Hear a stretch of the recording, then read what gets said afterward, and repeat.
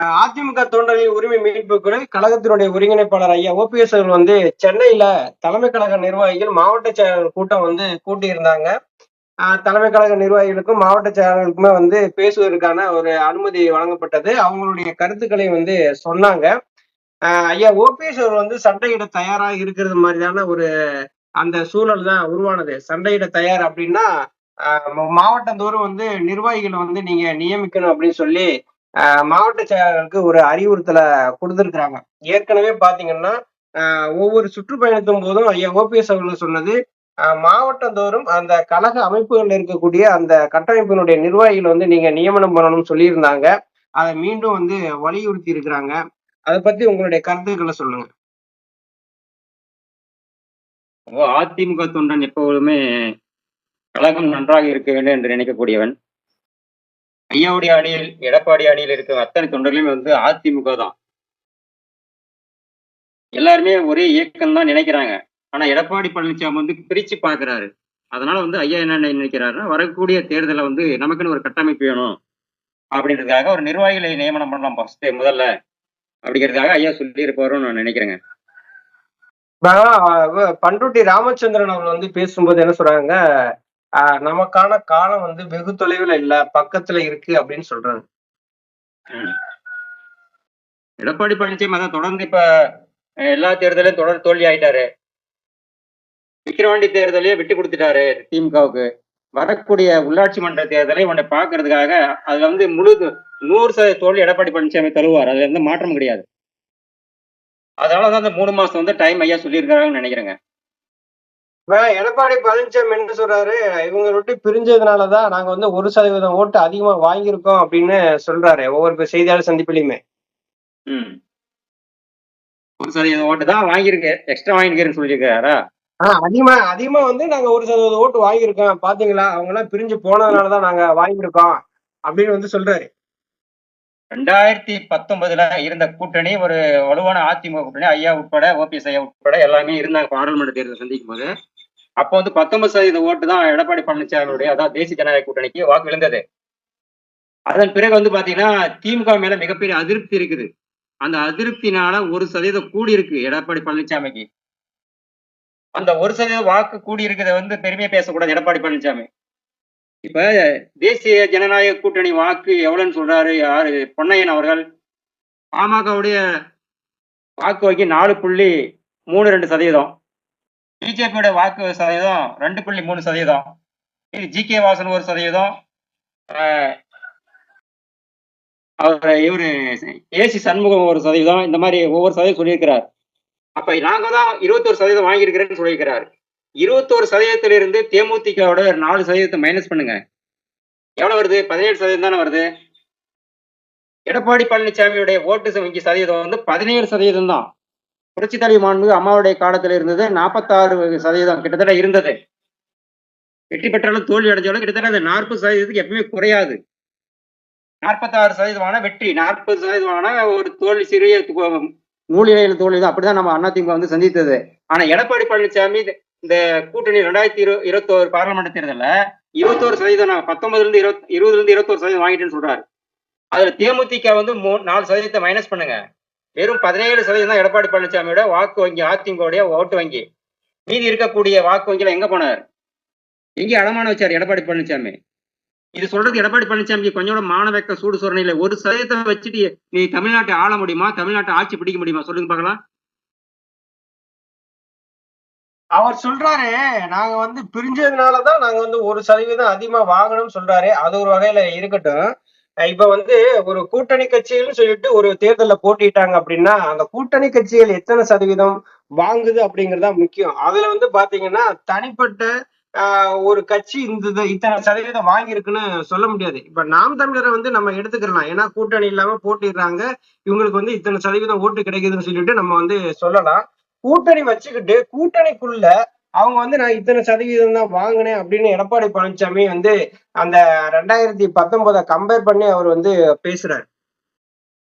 அவர் சொன்ன கருத்து, எடப்பாடி சொன்ன கருத்து 19 இருந்து 21 வந்திருக்கிறோம். அதுக்கு விளக்கம் கொடுத்திருக்கிறாரு 3 நாளைக்கு முன்னாடி வந்து சி. பொன்னையன் அவர்கள். அவரு தான் அந்த ஓட்டு வங்கியெல்லாம் பிரிச்சு சொல்லியிருக்கிறாரு. பாமக இவ்வளவு, பாரதிய ஜனதா கட்சி இவ்வளவு, ஏசி சண்முகம் இவ்வளவு, ஜி.கே. வாசன் இவ்வளவு, ஜான் பாண்டியன் இவ்வளவுன்னு சொல்லி ஒவ்வொரு சதவீதமா கூட்டி சொல்லியிருக்கிறாரு. அப்ப நாமளும் அந்த கணக்கு போடணும் இல்லையா? கண்டிப்பா. சி பொன்னையன் பேசுறது எடப்பாடி பழனிசாமியுடைய குரலா பேசுறாரு. அப்ப சி பொன்னையன் பேசுறது எடப்பாடியுடைய குரலா பேசணும்னா, அப்ப நாம இந்த ஓட்டு வங்கி மைனஸ் பண்ணி தான் எடப்பாடி பழனிசாமி 21% சொல்லும்போது தேமுதிகவோட சதவீதத்தை வந்து நாம கழிச்சுதான் நாம சொல்லணும். நம்ம அதுக்குண்டான பதிலடி நாமளே கொடுக்கணும். எடப்பாடி பழனிசாமி, நீ உனக்கு திராணி இல்ல, உனக்கு எந்த இதுவும் கிடையாது, தார்மீக உரிமை கிடையாது, அதிமுக வழி நடத்துறதுக்கு நீ வாங்கின ஓட்டு வங்கி பாத்தீங்கன்னா 17% தான். அப்படி நாம மைனஸ் பண்ணி சொல்லலாம் இல்லையா? அதுதான் சொல்ல வராங்க. எடப்பாடி பழனிசாமி 21% சொல்றாரு, சி பொன்னையா இப்படி முரண்பாடா கருத்து சொல்றாரு. அப்ப அவங்களுக்குள்ளே எடப்பாடி பழனிசாமி சொல்றது ஆதரச்சு பேசுற மாதிரி பேசி எடப்பாடி பழனிசாமிக்கு சி பொன்னையனுக்கு முரண்பாடு இருக்கிறதா காட்டுறாரு இல்லையா சி பொன்னையன்?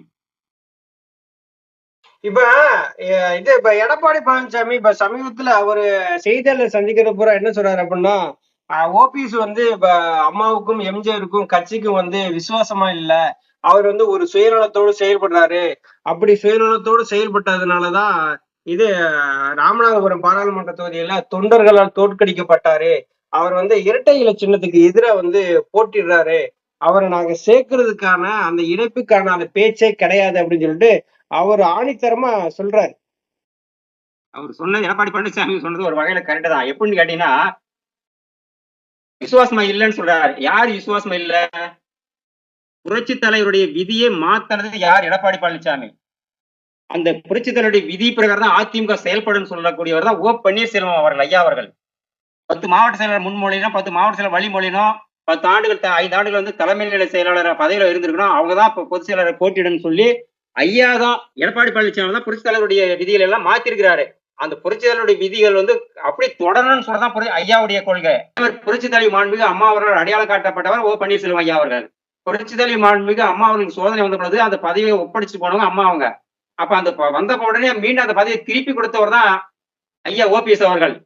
அதே போல புரட்சி தலைவி மாண்புமிகு அம்மா அவர்களுக்கு நிரந்தர பொதுச் செயலாளர் என்ற பதவியை வந்து ஒரு பொதுக்குழு கூட்டி அந்த பதவியை வந்து அம்மாவுக்கு தான் ஒப்படைச்சாங்க. அது அபகரிச்சவர் தான் எடப்பாடி பழனிசாமி. அப்ப ஐயா வந்து உண்மையான விசுவாசியா, எடப்பாடி பழனிசாமி உண்மையான விசுவாசியா?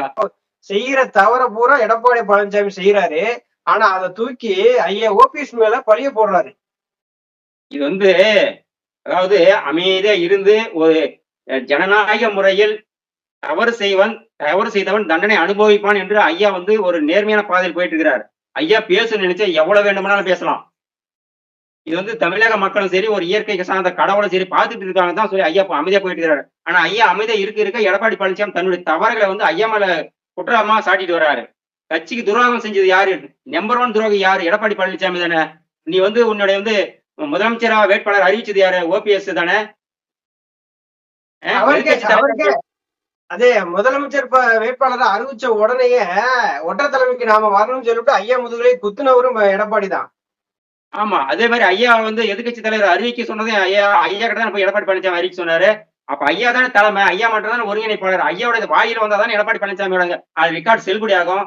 அப்ப ஐயா சொல்லாம எடப்பாடி பழனிசாமி எதிர்கட்சி தலைவரானவ, ஐயா சொல்லாம ஐயா வந்து எடப்பாடி பழனிசாமி வந்து 2021 முதலமைச்சர் வேட்பாளர் அறிவிக்க வச்சாங்களா? ஐயா ஓபிஎஸ் இல்லாம எடப்பாடி பழனிசாமி 4 ஆண்டு 2017 ஆட்சி நடத்த முடியல. ஐயா வந்து இணைப்பு பின்னாடிதான் எடப்பாடி பழனிசாமியால கொஞ்சம் மன நிம்மதியோட ஆட்சி நடத்த முடிஞ்சது. இதெல்லாம் ஐயா வந்து கட்சி விசுவாசம் செஞ்சு, அதாவது துரோகம் செஞ்சுட்டு தான் இந்த மாதிரி எடப்பாடி பழனிசாமிக்கு சப்போர்ட் பண்ணாரா? ஐயா துரோகம் பண்ணியிருந்தா எடப்பாடி பழனிசாமியோட ஆட்சி வந்து 2017 கலைஞ்சிருக்கணும். ஐயா பார்த்து துரோகின்னு சொல்றதுக்கு, கட்சிக்கு துரோகம் செஞ்சாருன்னு சொல்றது எடப்பாடி பழனிசாமி யாரு? நீ யாரியா? நீ முதல்ல கட்சி வந்து கட்சி வந்து சிறப்பான பாதையில தொண்டனுடைய வழியில நடக்குன்னு சொல்லி இப்ப பாடுபடுறதா ஐயா ஓபிஎஸ். நீ எல்லாருடைய உரிமையை பறிச்சுக்கிட்டு உனக்கு சாதகமான திட்டத்தெல்லாம் வகுத்துக்கிட்டா நீதான் பெரிய அறிவாளி நினைச்சிட்டு இருக்கீங்களா? இதெல்லாம் சொன்னா எடப்பாடி பழனிசாமி வந்து நீ மனுஷனே கிடையாது. முதல்ல அதிமுக தொண்டை வந்து வயிறு எரிஞ்சிட்டு நீ ஒவ்வொருத்தனும். நீ வந்து கொள்ளடிச்சிட்டு இருக்கிற, கோடி கூட வச்சிட்டு இருக்கிறீங்க உங்ககிட்ட இருக்கிற மந்திரிகளாம். நீ வந்து எப்படினாலும் பேசலாம், வாய்க்கு வந்த மாதிரி எல்லாம் பேசலாம். நீங்க அதிமுக தொண்டன் ஒவ்வொருத்தனும் வயிறு எரிஞ்சு இந்த இயக்கம் இப்படி அழிஞ்சிட்டு இருக்கிறத பார்க்க முடியல அவனால. இப்ப சசிகலா வேற என்ட்ரி ஆகுறாங்களே, நான் வந்து என்ட்ரி ஆயிட்டேன், இனிமேல் அதிமுக நான் ஒருங்கிணைக்க போறேன் அப்படிங்கிறாங்க. யாரு தலைமையில ஒருங்கிணைக்க போறாங்க? ஐயா ஓபிஎஸ் அவர்கள் வந்து ஒவ்வொரு முறையும் செய்தியாளர் சந்திப்புல சசிகலா அவர்கள் வந்து சந்திக்க நேரம் கட்டிருக்கேன்னு சொல்லும் போதெல்லாம் வாய் மூடி மௌனியா இருந்த வாய் மூடி மௌனமா இருந்த சசிகலா அவர் வந்து இன்னைக்கு வந்து நான் என்ட்ரி ஆயிட்டு அதிமுக ஒண்ணு சேர்க்க போறேன்னு அப்படி வர்றாங்க. இது வந்து அதிமுகவுக்கு வந்து அவங்க செய்த தவறுக்கு வந்து பரிகாரம் தேட வர்றாங்களோ? அதாவது நீ சொன்னது கரெக்ட் தான். திருமதி சசிகலா அம்மையார வந்து நான் வந்து அவர் அதிமுக தொண்டன் தான். உள்ளபடி பேசின அவரு ஒரு கிராஜுவேட். அம்மா நம்பினது யாரு? இந்த 1.5 கோடி தொண்டர்களை ஃபில்டர் பண்ணி எடுத்தது யாரு? ஐயாவை தானே ஃபில்டர் பண்ணி எடுத்தாங்க. அம்மா திரும்பி வரும் பொழுது அந்த பதவி வந்து திருப்பி ஐயா குடுத்து ஒப்படைச்சிட்டு போய் ஐயாவுடைய இடத்துக்கு போய் உட்காந்துட்டாரு இல்லையா? அதெல்லாம் எடப்பாடி பழனிசாமி குடுத்து எடப்பாடி பழனிசாமி நீ முதலமைச்சர் பதவி குடுத்தீங்க.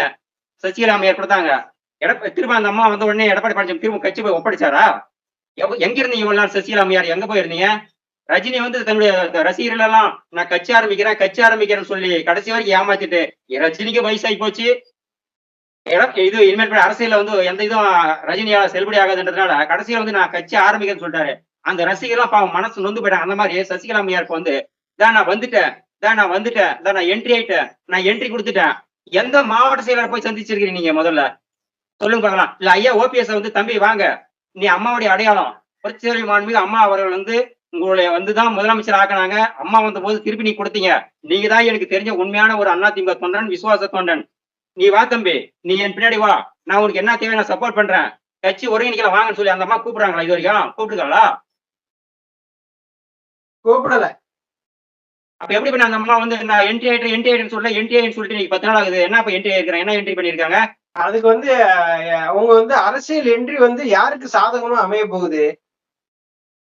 அந்த அம்மா வந்து யாருக்கு சாதகமா அமையாது. சும்மா அந்த பூச்சாண்டி காட்டுற வேலை இருக்கக்கூடாது. அம்மா பின்னாடி இருந்தேன்னு சொல்றீங்க. அம்மா முதலமைச்சரா இருக்கும்போதே நீங்க முதலமைச்சர் மாதிரி தான் அனைத்து இயக்கிட்டு இருக்கீங்க. எல்லாமே உங்களுக்கு தெரியும். ஒரு மினிஸ்டர் பதவி எப்படி செயல்படும், ஒரு கலெக்டர் எப்படி செயல்படணும், ஒரு ஐஏஎஸ் ஐபிஎஸ் எப்படி செயல்படணும், ஒரு மாநில அரசு நிர்வாகம் எப்படி செயல்படணும், எல்லாமே அம்மா பின்னாடி இருந்து நீங்க நல்லா பதவி அனுபவிச்சிட்டீங்க. ஆனா நீங்க கட்சி வந்து எப்படி இருக்கணும், எப்படி வழி நடத்தணும், எப்படி ஒற்றுமையா இருக்கணும்ன்றது நீங்க என்ன குரல் கொடுக்குறீங்க முதல்ல அதை சொல்லுவாங்க. அது சொல்லுங்க நீங்க முதல்ல. எடப்பாடி பழனிசாமி கட்சி ஒப்படைச்சிட்டு போனீங்க. எடப்பாடி பழனிசாமி இப்படி கட்சியை துரோகம் பண்ணி கட்சி சீரழிச்சிட்டாரு. அதுக்கு எடப்பாடி பழனிசாமி வான் பண்ணி நீங்க என்ன பேசுறீங்க மீடியாவுக்கு முன்னாடி சொல்லுங்க போகலாம். என்ன பேசுறீங்க சொல்லுங்க. அண்ணா திமுக மீட்பதற்கும் ஓபிஎஸ் கட்சி விசுவாசியான அம்மா கிட்ட இருந்ததுக்கும் அதுக்கும் எடப்பாடி பழனிசாமி கம்பேர் பண்ணி என்னைக்காவது ஒரு ஒத்த வார்த்தை பேசிருக்கீங்களா? அது ஏன் நீங்க ஒன்னும் உடைக்காது இருக்கிறீங்க? அதிமுக தொண்டனா பொதுமக்களும் தமிழக மக்களும் இதைதான் எதிர்பார்த்துட்டு இருக்கிறாங்க சசிகலா அம்மையார் கிட்ட. நீங்க அது பேசாது இருக்கிறீங்க சொல்லுங்க பார்க்கலாம். ரொம்ப ஆதங்கப்படுறீங்களே. ஆதங்கப்படல. நான் அதிமுக தொண்டன். 1991 புரட்சித்தலைவி மாண்புமிகு அம்மா ஒரு முதல்ல முதலமைச்சர் ஆகும்போது உறுப்பினர் ஆனோம். அந்த தொண்டன் நான். அந்த காலத்துல இன்னைக்கு ஒரு 32 வருஷமா அந்த அதிமுக பாத்துட்டு இருக்கிறேன். அம்மாவுக்கும் கட்சிக்கும் இந்த புரட்சி தலைவருக்கும் என்னென்ன துரோகங்கள் எதிரிகள் பண்ணாங்க, அப்பெல்லாம் நாங்கெல்லாம் எப்படி கஷ்டப்பட்டோம்ன்றது எங்களுக்கு தான் தெரியும். அந்த வலிய வேதனையும் நீ எடப்பாடி பழனிசாமி நீ கட்சி ஒப்படைச்சிட்டு போயிட்டு நீ சசிகலா வந்து வீட்டுக்கு வேலைக்கு போயிட்டு வெளியே வந்து ஸ்கூல் விட்டு வெளியே பணத்துக்கு வந்து சேர்த்து வரலாம்னு சொல்லி கேக்குறாங்க. ஓபிஎஸ் கட்சி துரோகம் பண்றான்னு சொல்லி கேக்குறாங்க. இல்ல பாத்துட்டு அதிமுக தொண்டன் சும்மா இருப்பானா? அவங்களும் களத்துல வந்து இறங்கிட்டாங்க. அன்னைக்கு வந்து பிரஸ் மீட் வந்து கொடுத்துட்டாங்க. 4 செவத்துக்குள்ள இருந்துதான் பிரஸ் மீட் கொடுத்துருக்காங்க. அதுக்கு பின்னாடி எதனா வீட்டை விட்டு வெளியே வந்தாங்களா? சொல்லுங்க பாக்கலாம். இனிமேல் வருவாங்கல்ல. வீட்டை விட்டு வெளியே வரணும். சிங்கம்னா குகைக்குள்ள இருக்கிறது பேர் சிங்கம் கிடையாது. காட்டுல போனா கம்பீரமா எல்லா மிருகங்களை பார்த்து வணக்க வைக்கணும். அப்படி இருக்கணும். அப்ப அதான் சிங்கம். குகை சிங்கம் சொன்னா அது வந்து சும்மா பூச்சாண்டி பொம்மை சிங்கம்னு அர்த்தம். அவங்க வெளியில வர்றதா வாக்குறுதி கொடுத்துட்டாங்களே. நாங்க வெளியில வந்து கட்சியை ஒன்றிணைக்க போறேன். 2026 அம்மாவுடைய ஆட்சி தான் அமைய போதுன்னு சொல்றாங்க. 2024 சொன்னாங்க. இப்ப 2026, அப்புறம் 2029 பாராளுமன்ற தேர்தல், அப்புறம் 2032 சட்டமன்ற தேர்தல். இப்படிதான் போயிட்டு இருக்கோம். கட்சி தேஞ்சு கழுத தேஞ்சு கட்டெருமை ஆன கதை தான் ஆகும்போது அதிமுக கடைசியில இருக்குதா இல்லையா? யாரு கண்டாம் சொல்லுங்க பாருங்க. இப்ப அதிமுக வந்து யாரோட தலைமையில வந்தா 2026 வந்து வெற்றியை பெற முடியும்? யாரோட தலைமையில வந்தா இந்த கட்சியும் ஆட்சியும் வந்து அமைக்கிறதுக்கான வாய்ப்புகள் வந்து ஏற்படும்? 2011 புரட்சி தலைவி மாண்புமிகு அம்மா அவர்கள் திமுகவினுடைய அராஜக ஆட்சியை எதிர்த்து தமிழகம் முழுவதும் மின்வெட்டு இருந்ததெல்லாம் சுட்டிக்காட்டி மிகப்பெரிய போராட்டத்துக்கு பின்னாடி 2011 புரட்சி தலைவி மாண்புமிகு அம்மா முதலமைச்சர் ஆனாங்க. அண்ணில இருந்து ஐயா ஓபிஎஸ் தான் இந்தியா முழுவதும் எங்கு சென்றாலும் ஐயாவை அழைச்சிட்டு போயிட்டு எல்லா தலைவர்களுக்கும் அறிமுகப்படுத்தியவர். பன்னீர்செல்வம் மட்டும்தான் அம்மா அடையாளப்படுத்தியது. அவருடைய தலைமையில் அனைத்து இந்திய அண்ணா திராவிட முன்னேற்ற கழகத்தை தலைமையில் கொடுத்து பின்னாடி நீங்களாம் இருந்துட்டு கழகத்தை இயக்கிட்டு போனா மட்டும்தான் செல்லுபடியாகும். தாய்மார்களும் இளைஞர்களும் அதிமுகவுடைய மூத்த முன்னோடிகளும் கழக தொண்டர்களும் நிர்வாகிகளும் ஐயா வந்தா ஒரு புரட்சி தலைவர் மாதிரி அம்மா மாதிரி வழிநடத்தி செல்லக்கூடியவர் அப்படின்ற அவருக்கு அந்த முகராசி கண்டிப்பா இருக்கு. அவருடைய தலைமையில மட்டும்தான் அதிமுக இயங்கும். மீதி எடப்பாடி பழனிசாமியோ மத்த யாருடைய எத்தனை பழனிசாமி வந்தாலும் அதிமுக ஒரு நாளும் வழிநடத்தி சரியான பாதையில போகாது. இதுவரை தங்கள் கருத்துக்களை பகிர்ந்து கொண்டமைக்கு நன்றி. நன்றி, நன்றி. வணக்கம்.